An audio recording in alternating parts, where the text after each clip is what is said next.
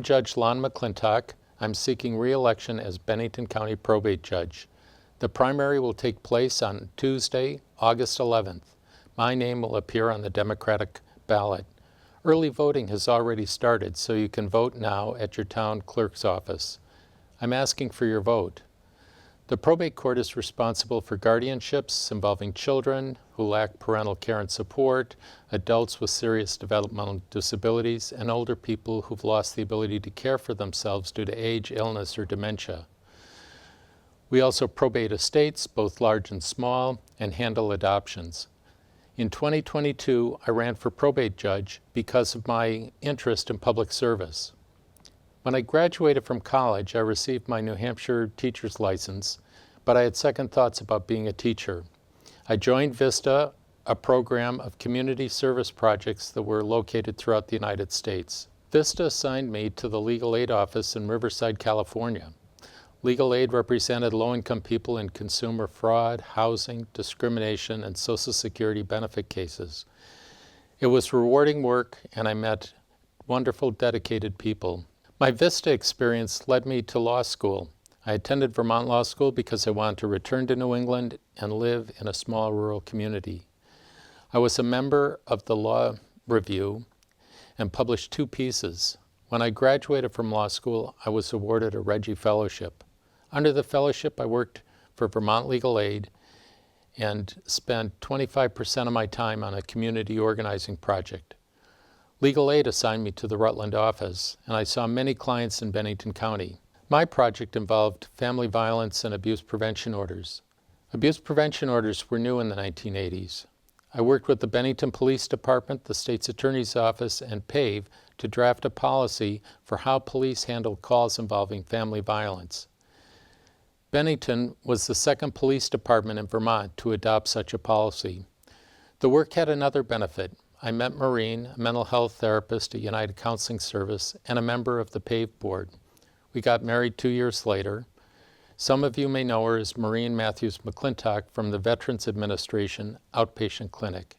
She just retired after 24 years at the VA as a psychotherapist.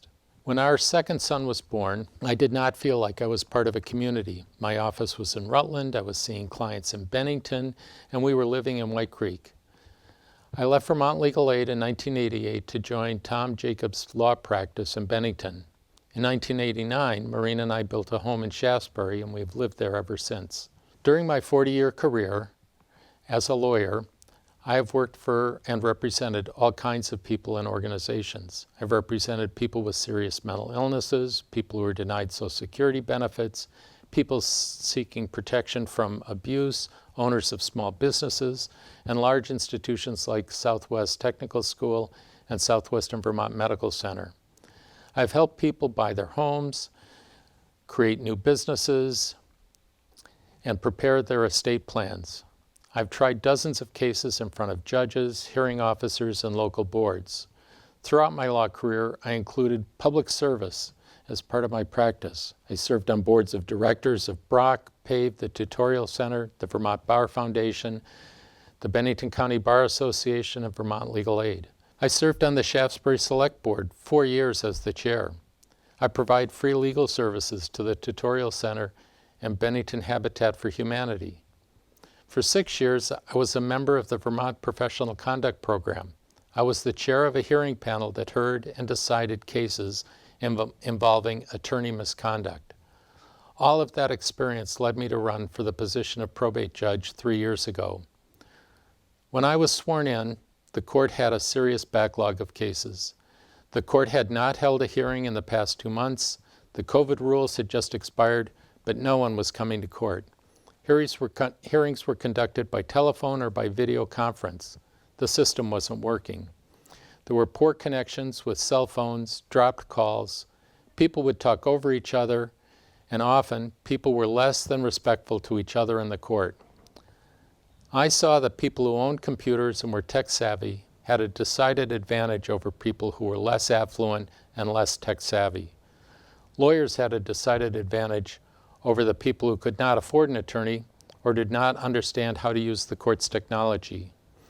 Most of the people I see in probate court don't have lawyers.